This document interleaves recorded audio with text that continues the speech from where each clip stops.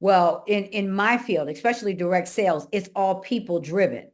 And people do business with people that they know, they like, they trust. So if they don't know you yet, if you have a likability factor, which means you're open, you're smiling, you're interested in them. People know phonies a mile away. So I'm always interested. That's one of the biggest secrets to my success, was that I was building people as I was going, not just building sales. I was building a sales force. These are all volunteer women. So I'm building sales forces. That's what brought in the sale. Let's learn how our next guest gets up, dress up, and show up on purpose. Enjoy the episode.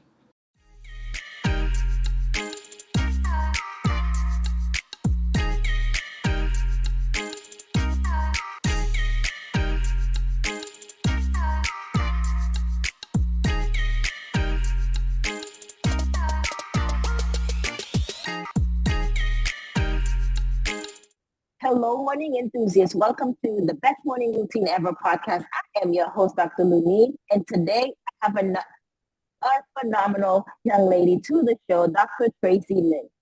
Dr. Traci is a renowned entrepreneur and visionary who has achieved tremendous success in the direct sales industry. As the founder of Traci Lynn Fashion Jewelry, she has built a thriving business that has empowered thousands of women across the country and turned a, get this, a $200 investment into a $100 million business. Now, if this is not opportunity to drop the mic and bring this Dr. Traci on, it's like, who does that and how she does it? So that's why we bring her on today. She's going to help us discover that. And with no further ado, Dr. Traci, welcome to the show. Oh, wow. Wow. Wow. Great intro. So glad to be here with you. Absolutely glad to be here. It's an honor. You are the expert in direct sales, and we want to talk about that. And I know you, as a doctor, you have the leadership, you have the ability to kind of bring people together. And I want to talk about what got you started with the jewelry and then taking it to direct sales. All right. Well, I'll tell you what, I started selling fashion accessories when I was 4 years old with my grandmother. That's how I got started. She sold clothes, all sorts of fashion items out the trunk of her car, and I was her assistant. So instead of me going to Miss Queenie's daycare, I went with sweet Janie Mae, my grandmother, and went on the journey with her. And I loved it. So as a little girl, I was responsible for two things: the customers' names, where we were going, and counting the money, how much they owed us, because she would always give them a little credit so they would pay her on time. So my job was to remember who it was and how much, so even though my grandmother, of course, kept the books, but in my mind, I was responsible for that. And I took that job very seriously. So I've been counting money since I was 4. Yeah, that's entrepreneurship, right? That's a great way to learn right off the bat. And thanks to your grandmother, you learned direct sales and building relationships, right? Customer service. Because everybody loves hearing their name. And if you can address them if you have any sales, if you can build that connection, it's really important. Let's talk about other ways during the sales process one can make the buyer comfortable and kind of connect with them and resonate with them. Well, in my field, especially direct sales, it's all people driven. And, people do business with people that they know, they like, they trust. So if they don't know you yet, if you have a likability factor, which means you're open, you're smiling, you're interested in them. People know phonies a mile away. So I'm always interested. That's one of the biggest secrets to my success, was that I was building people as I was going, not just building sales. I was building a sales force. These are all volunteer women. So I'm building sales forces. That's what brought in the sales. So people overlook that. They overlook community. Everybody wants to sell direct online. Well, you don't get to know your customers. So if you get to know the people, they begin to see you as people they know as family. They begin to see you in a different light, as someone that they can trust, and then someone that they can do business with. How do we do it with the vast social media and trying to connect with people online, and there's ads, there's, social media, networking of some sort. Now, what you're talking about is the one-on-one, face-to-face, get to know your customer, do the due diligence. How do we do that? How do we marry the two worlds? Well, you got to remember, I've been in business for over 34 years. So in my days, there was no social media. So I was forced to decide. There was still online activity going on because my software has been in the cloud since 2008. So, and my business was national for many years. So I had consultants in different states. So I made a decision that I was going to connect, and everything is not a connection one to one, me face to face, but what I inspired them to do in their city with their customer was to connect with them one to one. But I used whatever medium was out there at the time, which was conference call, free conference call, webinars. These were all the precursor to all the social media. So I always understood how to use social media in connection with the actual relationship. I never let it take over the relationship. I would still do the same today. I would still make sure that I'm connecting, because even with my platform right now, so I'm dropping more connected pieces, which are my reels, but I'm also, we work the DMs. The DMs are the phones. So we work the phone lines in the DMs. So you have to find your way to connect to your people. Oh, well, yeah, well put. Thank you for those realistic examples, because you can direct message some of the potential clients.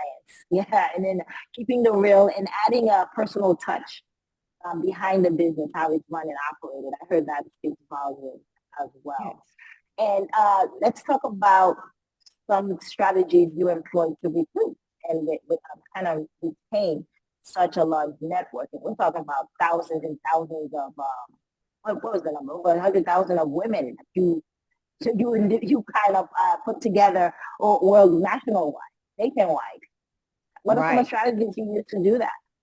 I use the same strategies: relationship building, team building, bringing people in. I always made sure I made time a couple times a year to connect directly. In my early years of building, I wasn't trying to be national.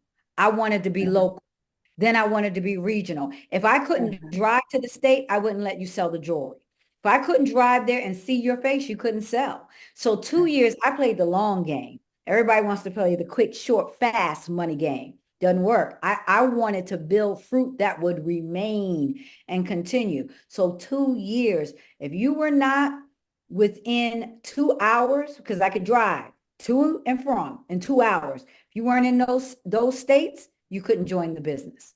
And I drove to those states at least 2 times, if not 3 times a month. Some states I went to every single week. So I made a connection. I taught them how to recruit. So I trained them up how they should do it. And then once I did, and then it was a fever pitch of people trying to get in. We wouldn't let them in. Why won't you let us in? Why won't you let us in? So then it was like a fear of loss situation. How come I can't get in? Because you don't live in Pennsylvania, New Jersey, Delaware, and Maryland. So if you're not in those states, we can't service you, because we had a showroom. People came to the showroom every day, and I was in that showroom. So I did my office work in the morning. When we opened that showroom, I was in there greeting everybody, talking to everybody. I was never the big boss syndrome. They didn't even know I was the boss. They didn't even know I was Traci Lynn sometimes, because I was right there connecting with the people. That was a winning strategy. Yeah, and I'm sure one of the strategies that led to rapid growth. Let's talk about how you managed to scale from the region to then no longer, if you're flying now. So let's talk about how you managed to expand such massive growth. Well, everything I did, and of course, these are some of I go into, we don't have the time for me to go into heavy depth. So we're going to take a high level overview. And the overview is this: because I put the time and the resources into training the next leaders to help me with this expansion vision, and always giving them the next vision, always telling them where we were going to go. When it was time to expand nationally and shut the showroom down, and actually I made a move to Florida from Delaware where our showroom was, and I didn't open up any more showrooms. That's when we had massive growth, because I had to scale to put everything in the warehouse. So it was always fair for everybody out of state to be able to get just as much as those who could come locally and get it. But what I did was train the people in those states so that they could meet every 2 weeks. Some of them met every week. Some met every 2 weeks minimum with their teams, with the people in the area. So we had satellites in every city. And that's how you maintain the connection. Because women, we love to connect. We love to get out and about. And so they had someplace to go. And then we taught them the home party, the home party. We weren't doing everything on Facebook Lives. It wasn't about the lives at the time. It was the home party, the home party. But we did it so much that when we had to convert to lives, we were ready. They knew what to do. So they could convert to an online platform, but they knew the value of getting in front of that home party, that hostess who had all her friends. It was warm market. So you weren't cold. You weren't cold. You were always hot, warm to hot, warm to hot. So I just taught that strategy, and I didn't focus on the numbers. The numbers came to me. I focused on the women, and the numbers focused on finding me, because I was about growing them and helping them even be more, do more, and have more than they had. And everything else fell in place. You're empowering a lot of people, empowering these women to be entrepreneurs, to start their own business, to take control of their own money, time. And that is, it's invaluable, the kind of power that you give them back. Let's talk about the business model for a little bit. What makes it so unique? Well, direct sales is always unique. And even in my case, the only other woman that was in direct sales with that level of success was Madam C.J. Walker. So it was Madam C.J. Walker 100 years ago, and then Traci Lynn. There is no other. Not Mary Kay. Not Mary Kay. Black women. Okay, let me be more specific. Black women. So of a Black woman, it was Madam C.J. Walker, Dr. Traci Lynn. Women, of course, you got Mary Kay. We can't leave her out, because that's what really inspired me when I read Mary Kay's book and saw what she was doing. So that really catapulted me into a whole nother level. But reading Madam C.J. Walker's book, then finding her great-great-granddaughter and making connection with her, but only in a Black woman, 100 years from then to now. So that's why I'm on the mission. We're not waiting another 100 years for a Black woman to come up in the ranks of helping other women in direct sales. Yeah, and it's quite powerful, the power of that network. Now, what are some of the challenges that you may have faced? I see the good, we see the impact that it has. But what are some challenges that you have, some rebuttals that you've received and overcome? Well, I mean, it's so many that, I mean, we have to go year by year, decade by decade, because it's riddled with challenges. If it wasn't, everybody would do it. If it was easy and no challenges, everybody would do it. But it's a call. I've been mission blessed. It was a mission that God had me on. And I went in the mission, which meant that it wasn't always going to be easy, but it was always going to be worth it. And it would always work out, even when I didn't see it at the moment. So I had issues where people were trying to raise up another faction against me and take everybody from my business and move them into another business, because we were talking about direct sales. That's what sometimes people want to do. So I had to fight and combat that. And of course, we won that. So there's been even legal challenges, people with my name, using my name, using my likeness, and we, we own all our trademarks. So we had to fight, and of course we won that. Then we own patents. I have 30 patents. So then it was a big box store selling my item that I never gave permission for them to sell it. They got it from somebody who had a cousin over in China at a factory that was doing my stuff and saw how well it was doing. He gave some to his cousin, but kept my name on it. But my name is trademarked and my product is patented. So we had to handle that, but it opened up an opportunity with the big box store who was doing very well with that product. So there's a lot of challenges, but we always tried to flip it into an opportunity. Our products got held up by customs for a whole, 6-8 months. So we missed the selling season because they thought that I was copying myself. So they were fraudulent items, like some of the other designers bring stuff in. So they thought they were copies, and it was actually mine. And I was using a diamond trademark for a pendant hanging. Somebody else actually owned that trademark. I owned the patent and the name. So I had to buy permission for that person for the diamond, and they actually sold me the trademark. So I had to, what you got time to hear? Because all of that. And these are just things that I just came up with right now on the spur of the moment. So if I was thinking, I could have a list of about 300 for you. Wow. Wow. Yeah. And I agree. The challenge is real. The struggle is real. But so much of that you come triumphantly, victorious. Yes. Over all that. And it's that it gets you to really enjoy that notion. It's about the journey, really. It's about the next step. It's the destination so much is not really the goal. It's what you learn along the way, what you overcome along the way, what you grow. And right. It's really it's the journey. But you and I can sit here and say it, and I can say it now that I'm not in it anymore as I look back on it. But there were a few things I always told the consultants, you were making history. We're making history. Yeah. We're making history because there was no one else like us in terms of the Black female doing that. And the only other Black male that was doing it was Dudley hair products. So we were making history, but it doesn't always feel like it. It felt like it to me, but other people can't always see it.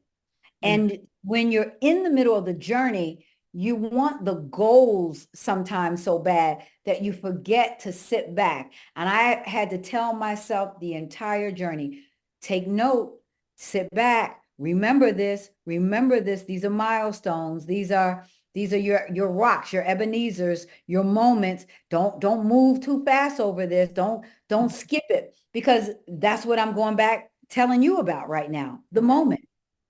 And how I actually did it. Now people want to know it. When I was in it, didn't seem like anybody wanted to know about it.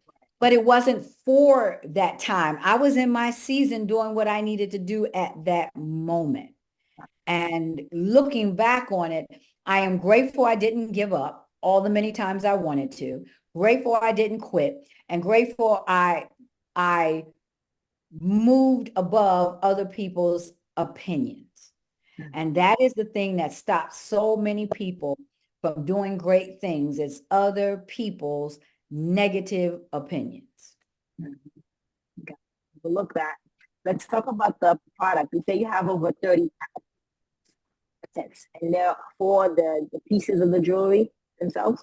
They're actually for the bags. The patents are on, they're utility patents for the bags, design patents for the handbags, all the handbags that I designed. Okay, so yeah, so you have a slew of jewelry, handbags, accessories. Essentially, is what you have that you're selling. The network sells. That's what they did before I sold it. Yes. Okay, and what's your favorite piece? My favorite piece out of the collection would be Thankful. thankful. It's my evergreen piece that I made when my husband and I were away. We saw a cross. We decided to come back and design something that represented that with a lot of bling in it. And we did. And that was one of our top selling pieces for 15 years, 15 plus years. It was always an evergreen. It made every single catalog. So that represented my full thoughts on the opportunity in the business.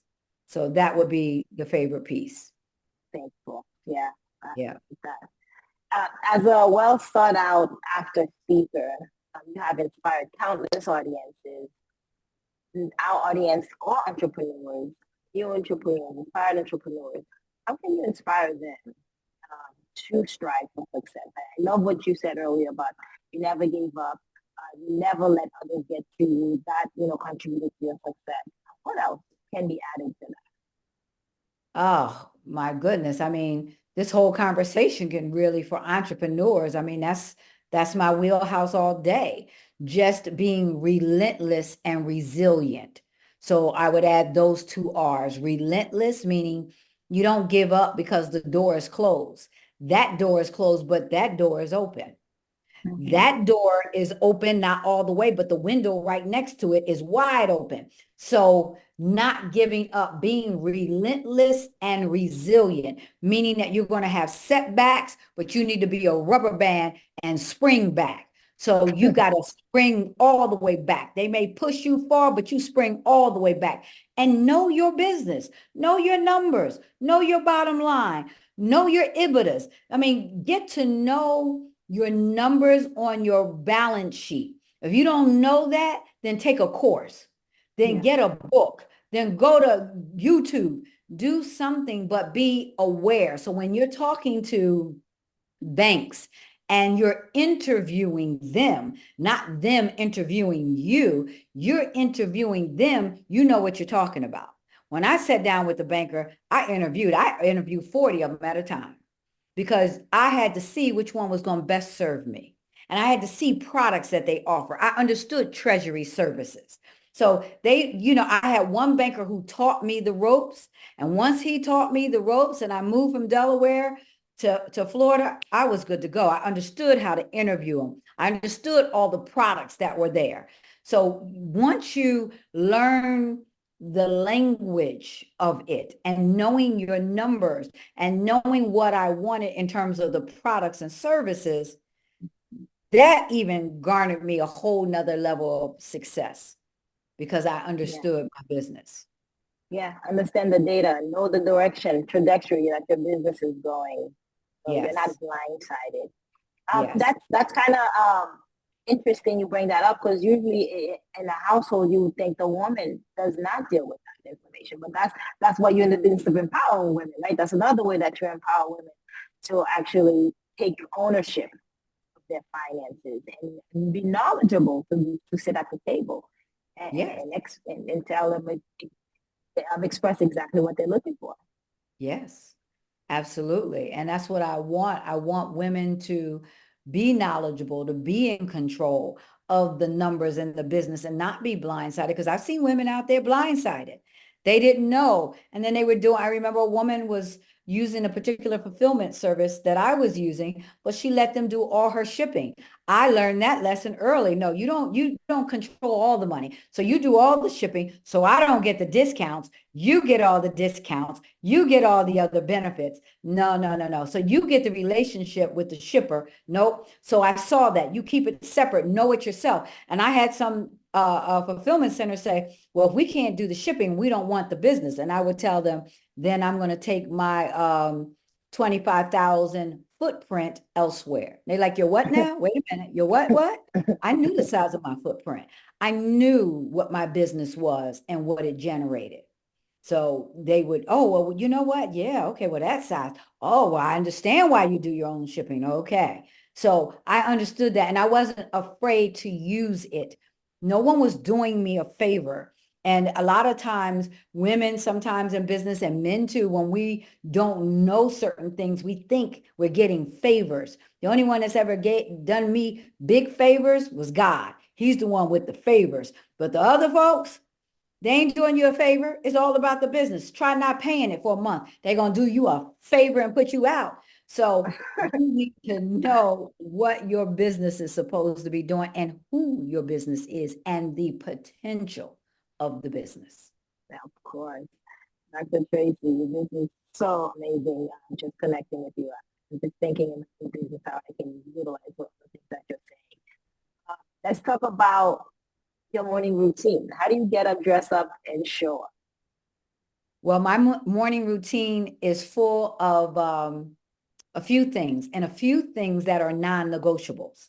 So no one can say, oh, I need to have a meeting with you, but I can only do it at this time. Can't do it because my morning routine has to have prayer.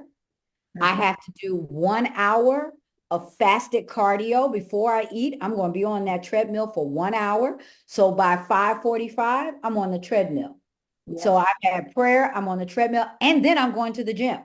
So I'm going for my 8 o'clock training session that I pay my personal trainer to be there for me 4 days a week. So anytime after 10, all right, that's cool. But these are my non-negotiables in the morning. Yeah. And my seasons have changed. So when I was hardcore running my company day to day, my prayer time was a little longer. I'm talking to the Lord about it. It was a little longer because I had intensity. The heat was hot sometimes.